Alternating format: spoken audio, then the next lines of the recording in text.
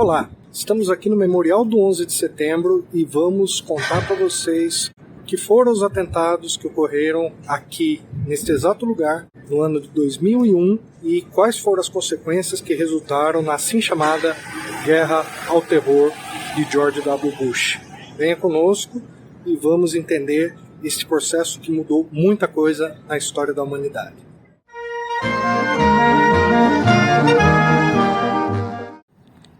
Todo mundo se lembra aonde estava no dia 11 de setembro de 2001, quando ocorreram os atentados às Torres Gêmeas do World Trade Center em Nova York. Esses atentados eles tiveram um grande impacto, tanto do ponto de vista visual, porque foram cenas que ninguém esperava que um dia pudesse imaginar, ainda mais um ataque coordenado acontecendo no coração dos Estados Unidos, particularmente Nova York e Washington. E tudo isso trouxe uma série de mudanças do ponto de vista geopolítico que nós precisamos refletir com o devido distanciamento histórico. Hoje estamos no ano 2022, portanto são quase 21 anos de que tudo isso aconteceu, e de lá para cá uma série de eventos se sucederam aos fatos daquele momento. Eu me lembro muito bem desse acontecimento porque na época eu estava dando uma palestra na Câmara de Vereadores de Piracicaba sobre a ditadura militar. E naquele momento eu me lembro que a Câmara de Vereadores ficava do lado da Biblioteca Municipal. Eu saí, fui conversar lá com alguns vereadores que eu conhecia, e aí todo mundo estava assistindo a televisão. E eu perguntei, o que vocês estão vendo aí? Qual que é a notícia? E aí, você não está sabendo? Aí eu perguntei, o que aconteceu? Falaram, olha...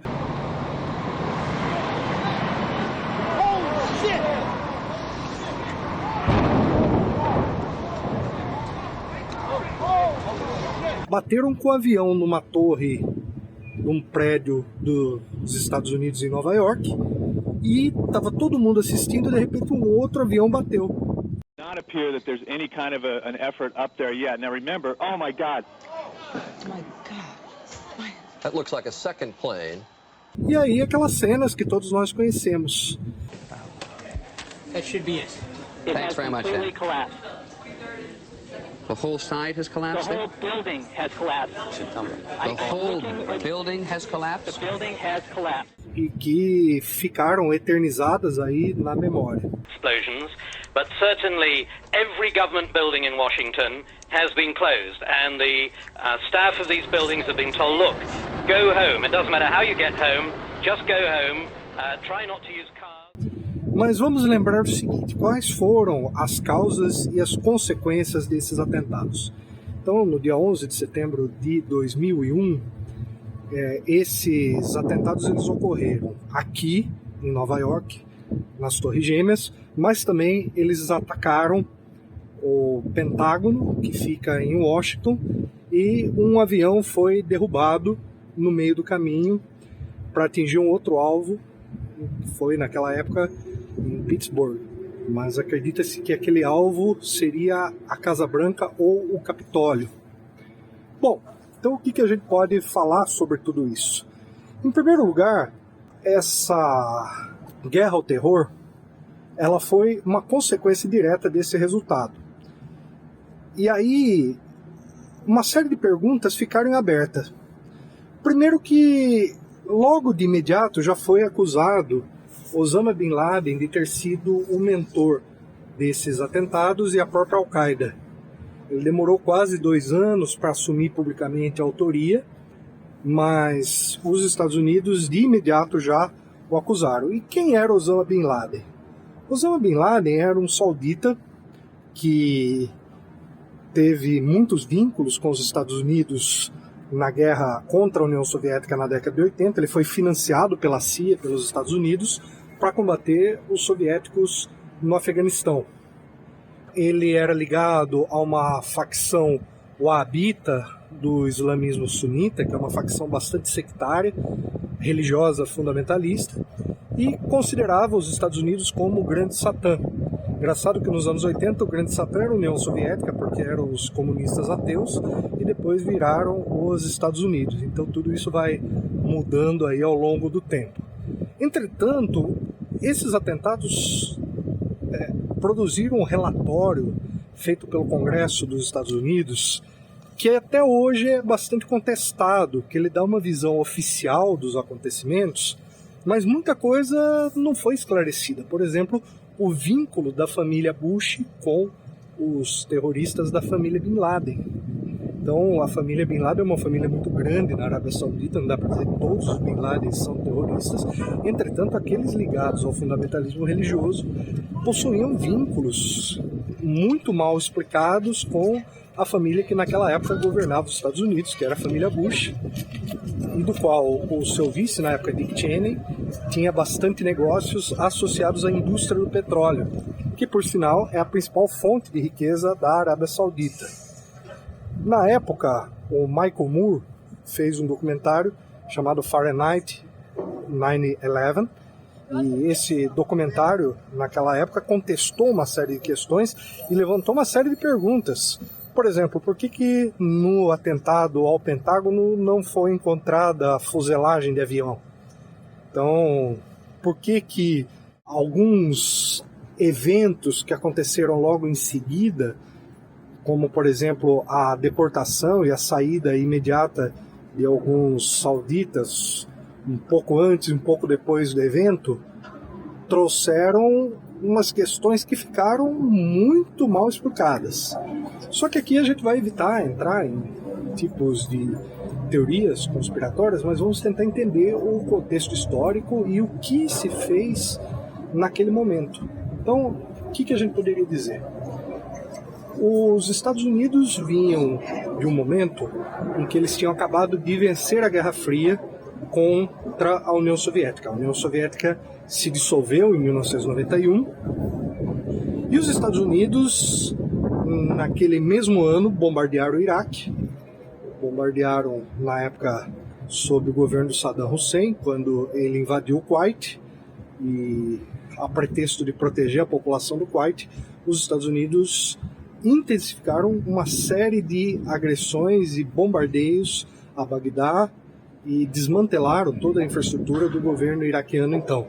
Mas aquilo foi muito mais uma propaganda para o mundo para dizer que o imperialismo dos Estados Unidos entrava numa nova fase, em que eles agiriam de forma cada vez mais unilateral para garantir os seus interesses geopolíticos e econômicos. Bom, depois nós vamos ter, ao longo da década de 90, outras intervenções, como, por exemplo, em 1994 na Somália e em 1999 na Iugoslávia. Então, todos esses eventos antecederam, mas eles foram da gestão do Partido Democrata, do Bill Clinton. E aí nós tivemos a eleição de 2000, em que George W. Bush, filho do George H. Bush, ganhou as eleições. Foram eleições bastante contestadas naquela época. Só para fazer aqui um parênteses, cada estado conduz as eleições da sua maneira. E aí, quando há uma dúvida, um questionamento sobre as urnas em algum estado, isso pode segurar as eleições por meses. Então Bush enfrentou o democrata Al Gore, cujo centro era uma pauta ambientalista, e Bush, que tinha uma pauta naquela época bastante agressiva, ligada à indústria bélica e à indústria do petróleo. E foi na Flórida, onde seu irmão era o governador, Jeb Bush, em que as eleições ficaram pendentes ali até se definirem a favor de Bush. Então há quem diga que ele fraudou as eleições, há quem diga que a Suprema Corte acabou tomando essa decisão por uma série de vínculos entre essa família, entre esses setores que apoiavam o republicano George W. Bush. De qualquer forma, ele foi eleito e logo em seus primeiros meses estava com a popularidade muito baixa, não tinha feito grandes realizações. E a partir dos atentados em 11 de setembro, Bush muda completamente e sua popularidade vai às alturas. E aí nós temos, logo em seguida aos atentados, Então, ele anuncia a chamada doutrina Bush e a guerra ao terror. A doutrina Bush, ela é assustadora, porque ela praticamente anuncia que os Estados Unidos se colocam como uma polícia do mundo, acima dos organismos multilaterais, acima da ONU e acima de qualquer respeito à soberania e à autodeterminação dos povos.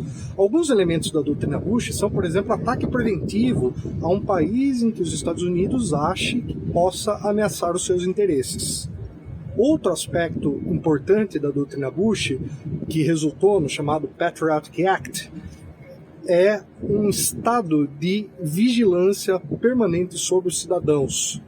Então, logo depois que ocorreram os atentados, uma série de cartas começou a se espalhar pelos Estados Unidos com um pozinho branco que foi investigado ser uma arma biológica, que é o antraz. Então, isso naquela época causou bastante polêmica se os Estados Unidos ainda continuavam sendo atacados, e tudo isso foi fazendo com que cada vez mais se criasse um estado policialesco. Então, nessa época começou nos aeroportos a ter essa vigilância exagerada que existe até hoje, de você ter que tirar sapato, ter que tirar cinta, para poder, então, embarcar nos aeroportos. Essa situação ela foi ficando cada vez mais agressiva, e logo depois do 11 de setembro, os Estados Unidos então anunciaram que iriam atacar quem supostamente cometeu os atentados, que no caso foi Osama Bin Laden e a sua organização terrorista chamada Al-Qaeda. Bom, esses atentados, então vamos recordar aqui, 11 de setembro, poucos meses depois, os Estados Unidos já estavam invadindo o Afeganistão em busca, então, do Bin Laden e do desmantelamento dessa organização que se atribuiu esses atentados. Bom, mas aí também vem uma série de perguntas. Na época, o Afeganistão estava governado pelo Talibã e grande parte das forças da Al-Qaeda se concentrava no Paquistão. Ora, então qual que é o sentido de você invadir o Afeganistão para você atacar forças que estão, teoricamente, no Paquistão? Bom, na época eles diziam que o governo do Talibã ofereciam apoio político à Al-Qaeda. Bom, aí essa guerra começou sem muita explicação. Naquela época ninguém contestou, porque o mundo inteiro ficou chocado com aquelas cenas. Foram mais de 3 mil mortos. Isso foi uma marca profunda na cidade de Nova York. Muita gente perdeu seus familiares, porque as pessoas estavam acostumadas a ver as guerras fora dos seus territórios, aqui nos Estados Unidos. Então, uma guerra no Iraque, na Iugoslávia, não queria dizer nada, mas quando essa guerra chega a Nova York, ela começa a mudar um pouco a perspectiva. E isso criou um certo patriotismo exagerado, um certo discurso cada vez mais radical, e essa guerra do Afeganistão, portanto, ela foi o prelúdio de uma situação ainda pior que veio 2 anos depois no Iraque. Bom, como se não bastasse uma guerra, que foi a do Afeganistão, a gestão Bush se lançou a uma segunda guerra, que foi a guerra do Iraque. Bom, a guerra do Iraque, por mais que se tentasse associar Saddam Hussein aos terroristas, isso era impossível de fazer, porque o Saddam Hussein ele vinha do movimento do panarabismo, que era um movimento do nacionalismo árabe, que não tinha nada a ver com os fundamentalistas religiosos. Muito pelo contrário, o governo do Saddam Hussein combatia esses fundamentalistas. Inclusive combateu a Revolução Iraniana, que era uma revolução xiita, e o Saddam Hussein tinha uma formação familiar sunita. Então, isso no ano 2003, os Estados Unidos criam uma mentira de que o Saddam Hussein possuía armas de destruição em massa que ameaçavam a humanidade, e isso justificou, então, o pretexto para se invadir o Iraque. Foi uma situação extremamente constrangedora, que na época o secretário de Defesa, Colin Powell, ele foi nas Nações Unidas e apresentou as supostas provas. Ele chegou a levar lá um pozinho branco, dizendo que era a prova das armas de destruição em massa que Saddam Hussein possuía. Então, os Estados Unidos invadiram, então, em 2003, o Iraque. Foi uma época em que o mundo inteiro iniciou uma série de manifestações. Eu participei de manifestações em Porto Alegre, em Recife, mas principalmente em São Paulo, onde participei da organização junto, inclusive, com vários movimentos, e a gente conseguiu levar o Racionais MCs para cantar pra gente na Praça da Sé, em São Paulo. Então foi um ato muito interessante. Esses atos eles ocorriam simultaneamente em vários lugares do mundo e foram articulados a partir do Fórum Social Mundial no ano de 2003. Bom, nesse ano de 2003, naquela época, um pouquinho antes, o Michael Moore, cineasta estadunidense, tinha lançado um documentário chamado Fahrenheit 11 de Setembro, e ele concorreu ao Oscar e foi premiado por um outro filme no ano de 2003 chamado Tiros em Columbine. E nesse filme ele fez, ao receber a estatueta, um discurso bastante duro quanto então o presidente George W. Bush. E várias manifestações começaram a emergir pelo mundo inteiro. E a guerra ao terror, ela foi algo que se espalhou em termos do discurso agressivo imperialista dos Estados Unidos, principalmente contra os países islâmicos. Foi uma época em que se cresceu muito a islamofobia, então o ódio às pessoas que tinham barba, mulheres que usavam véu, isso ficou uma coisa exageradamente pesada naquela época. Muitos sofreram preconceitos porque existe uma comunidade muçulmana muito grande que vive nos Estados Unidos e nos países europeus. E nós tivemos outros desdobramentos, como atentados que tiveram na Inglaterra, na França, na Espanha, e principalmente a gente pode dizer que essa situação foi ficando cada vez mais violenta por causa de uma commodity importante, que é o petróleo. Então muitos desses países do Oriente Médio, cuja maioria é muçulmana, o conflito pelo petróleo esteve no centro da questão. Inclusive a palavra de ordem contra a guerra do Iraque era No Blood for Oil, que significa não ao derramamento de sangue por petróleo. Bom, o Afeganistão teoricamente seria para capturar o Bin Laden. Ocorre que Bush disputou as eleições contra John Kerry, 2004, foi reeleito e continuou essas duas guerras. Elas foram se prolongando. Saddam Hussein foi capturado, ele foi enforcado, uma cena lamentável da história da humanidade, em que ele foi condenado por uma força de ocupação estrangeira.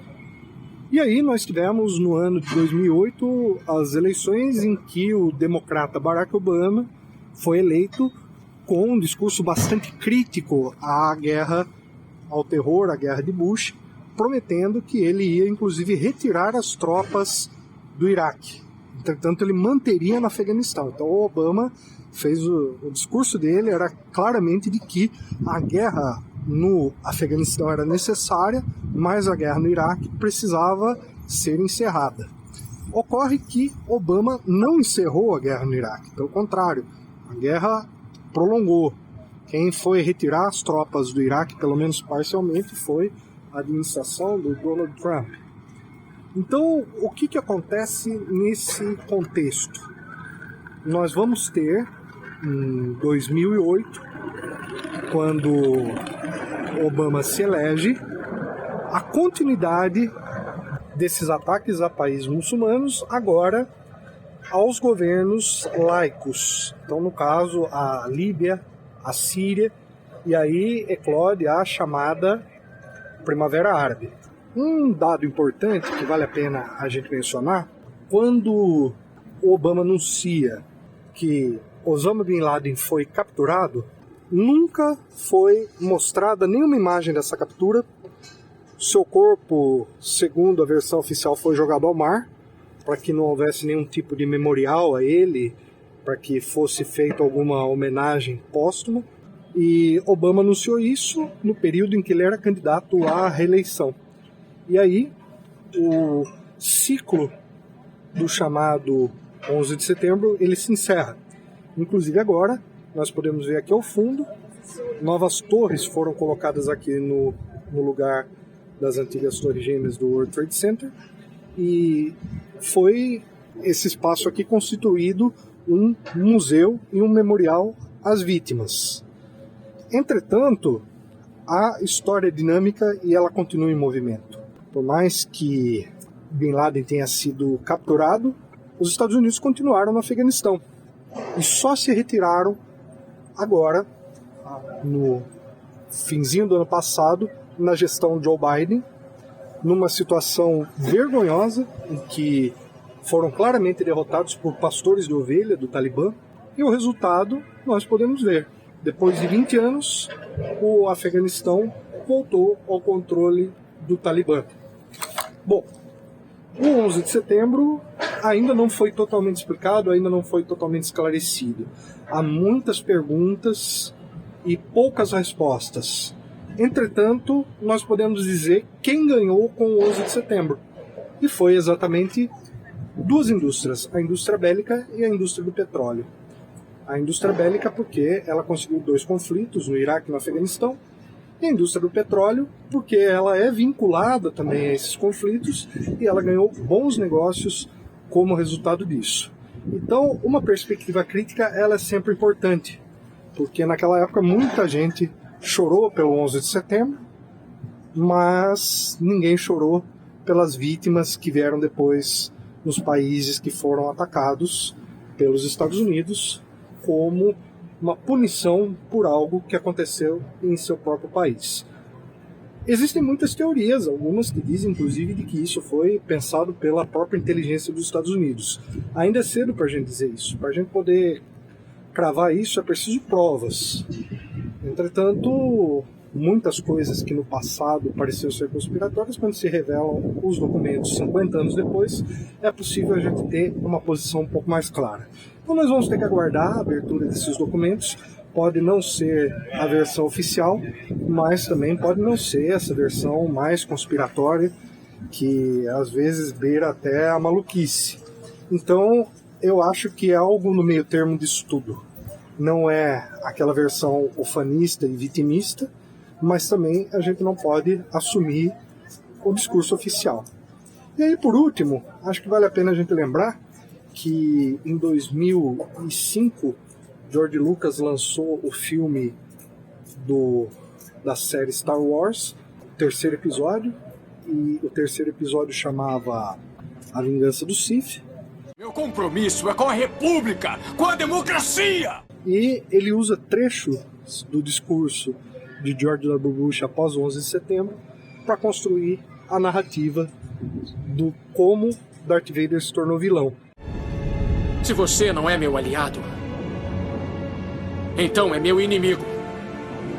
Quem não está ao nosso lado é o nosso inimigo, que foi um discurso proferido por Bush e posteriormente colocado na boca de ninguém menos do que Darth Vader, um dos maiores vilões aí da história do cinema.